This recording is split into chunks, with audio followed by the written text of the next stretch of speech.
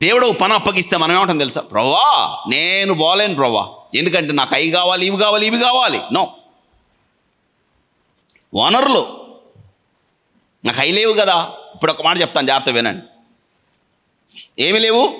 వెళ్ళటానికి నాకు వనరులు లేవు, అక్కడ ఉండటానికి నాకు ఇల్లు లేదు, అక్కడ సువార్త చేయటానికి నాకు డబ్బులు లేవు అనుకున్నారు. అలాగా పిలిచింది ఎవరు? పని ఎవరిది? ఇంకేం కావాలి? Why should we beg people?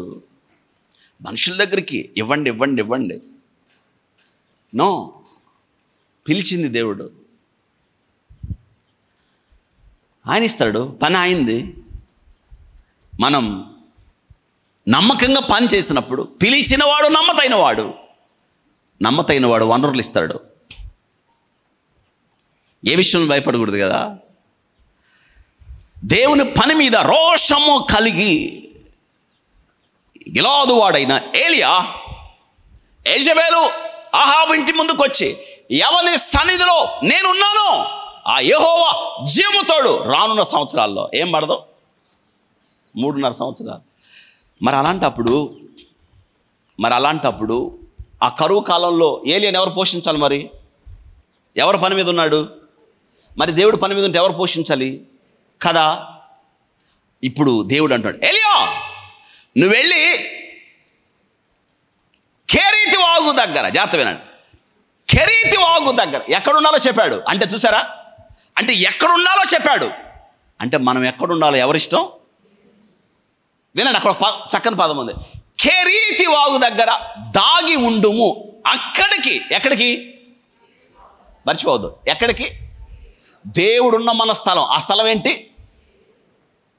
కాకు అలా నీకు ఆజ్ఞాపించి తిని నీకు ఆహారం అందించిన ఉదయకాలం సాయంకాలం. ఇప్పుడు ఒక మాట అన్నాం, మనం ఒక మాట అనుకున్నాం, కాకులు సరిగ్గా ఆహారం ఎక్కడ తెస్తున్నాయి? ఇప్పుడు ఈయన కెరీతి వాగు దగ్గర కూడా కొండ దగ్గరికి పోయాడు అనుకోండి, కాకులు ఎక్కడికి ఆహారం తెస్తాయి? ఏలియాని ఎతికి ఎక్కడున్నాయో తీసుకెళ్ళాయా? సరిగ్గా కెరీతి వాగు దగ్గరికి వచ్చాయా? ఎందుకని? వాటికి తెలిసిన అడ్రస్ ఒకటే.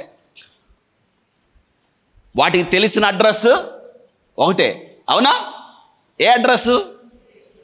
ఇప్పుడు ఏలియా కెరీతి దగ్గర కొండ మీద ఉన్నాను, కాకులు ఆహారం తెమ్మని అనుకోండి, పోవాయి అంటది. ఏంటనేది? ఎందుకు?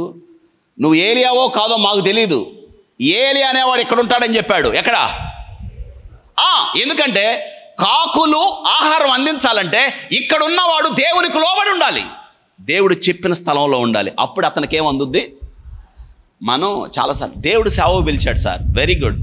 పిలిచాడా? ఎక్కడికి పిలిచాడు? ఎప్పుడు పిలిచాడు? ఎందుకు పిలిచాడు? ఏమని పిలిచాడు? కారణాలు ఉండవు. సేవకు పిలిచాడు. ఎవడు పిలిచాడు రా నేను సేవకి? చాలామంది బెగ్గింగ్, నో, అడుక్కునేవాళ్ళం కాదు మనం. ఈరోజు ప్రతి ఒక్కరు విమర్శించేవాళ్ళే మనల్ని.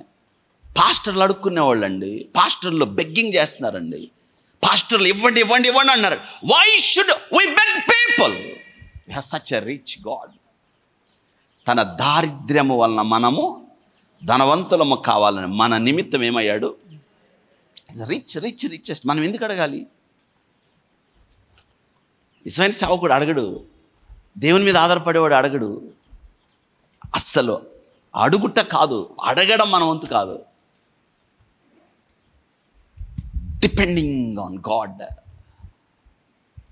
మనం ప్రభు పనిచేస్తున్నప్పుడు, ప్రభు కొరకు జీవిస్తున్నప్పుడు, దేవుని చేత పిలువబడ్డప్పుడు నీకు ఏమి, ఎప్పుడు, ఎలా, ఎందుకు, ఎంత కావాలో ఎవరిష్టం అంతే.